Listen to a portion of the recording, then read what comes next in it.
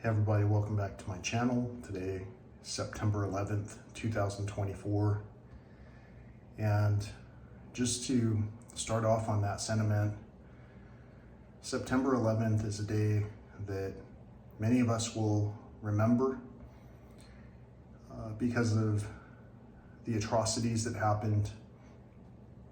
And some of us may even go so far as to discuss the situations themselves. Like, we know that a plane crashed into the Pentagon, theoretically, even though the hole that went into the Pentagon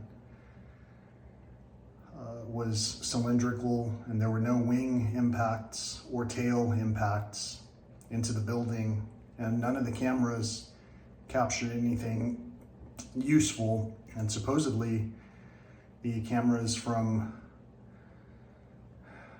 well, let's just say that there wasn't as much surveillance as we thought there would be, but the insight that was provided from the surveillance counters the knowledge that we would expect to have found when we went looking at the evidence. Just as an example, we know that also one plane crashed in a field, two planes crashed into two individual buildings, and there was a huge volume of text that came out that finally proved that the reason that the towers fell was because of the hours and hours of burning jet fuel that melted the structure of the building from the inside, causing the buildings collapse. The buildings being plural, Tower 1 and Tower 2. But what happened to World Trade Tower 7? In the past, we used to be able to Google things and find a lot of insight. And so I typed the title of this video with some sentiment saying, or asking if it's Googling or if it's searching, because I'm a has-been. I used to be in IT tech who worked at a place where we went from things like Metacrawler to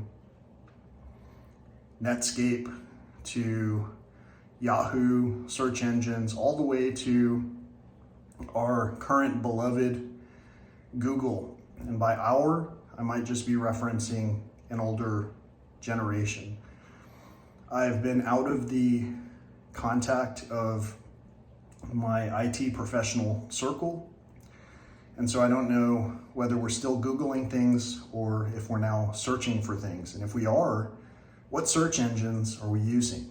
So I hope that you put that in the comments area, what search engines you are using if you're not Googling or searching on Google, so that I can open my mind a little bit further and learn how to browse things using other browsers.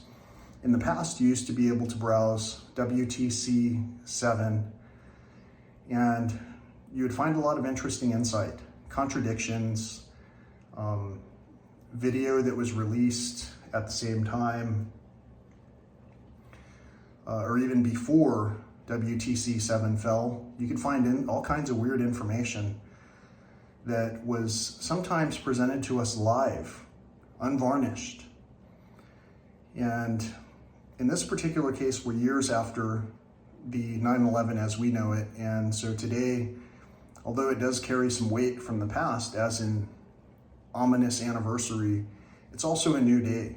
It's a new day for us to try and do something spectacular. So today I've already got in my training session. I've got another training session on Friday. I've had 3 this week, 1 last week. And I've got 14 weeks of training for yet another running experience that I'm gonna have. But in between now and 14 weeks from now, I'm still going to be running regularly. And there are things, stumbling blocks, that can be introduced by a lot of variables, including hanging out with the wrong people who influence us to do the wrong things. But the biggest variable is staying the course even in the face of adversity. Some people say we can't heal in the place we got sick, that we have to change all of our friends and livelihood to try and figure out how to get better. I say that as long as you've got something good in the mix, you can continue to sweeten the ingredient list for the mix that you're making right then, even if it has an error, and you can make it better. And maybe with enough conversation, we can talk ourselves through the errors and figure out where the sources of those errors were. Like if there was an error that might be conceived as true, like for an example, that buildings could only fall down if they had steel structures and were burned from the inside for hours. If that's true, then WTC7 shouldn't have fallen. That might be an error, and those big giant volumes of text might be not true, either because of error or because of something that was done on purpose. Whatever the case, all I can say is that the more I talk about these things and recognize the immediate either hostility or camaraderie that's shown by the people who are hearing these topics, the more I recognize how polarized we are in terms of, do we defend the truth or what we collectively call the truth? Just because we call something the truth doesn't mean it's true. And just because one perspective with a little bit of logic can apply in truth doesn't mean that that logic makes every single situation and circumstance like it the exact same.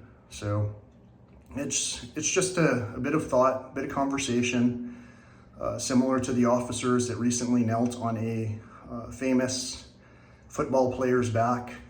Despite the conversation that happened, there was clearly a treatment of one another in hostility because of how we view things, and also because of how we've been permitted to act in the past.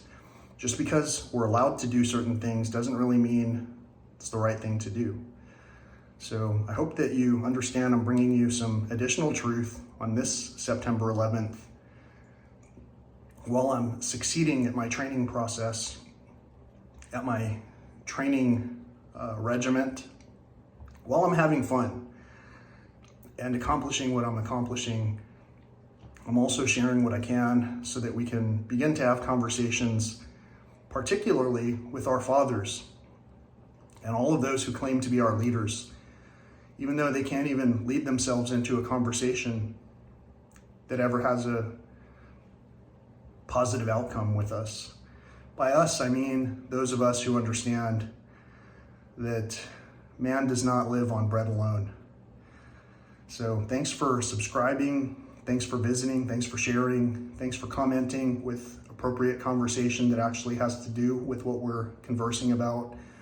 And thanks for helping one another, including myself, to learn with one another and to achieve things together. Until next time, peace, love, and all that old school stuff.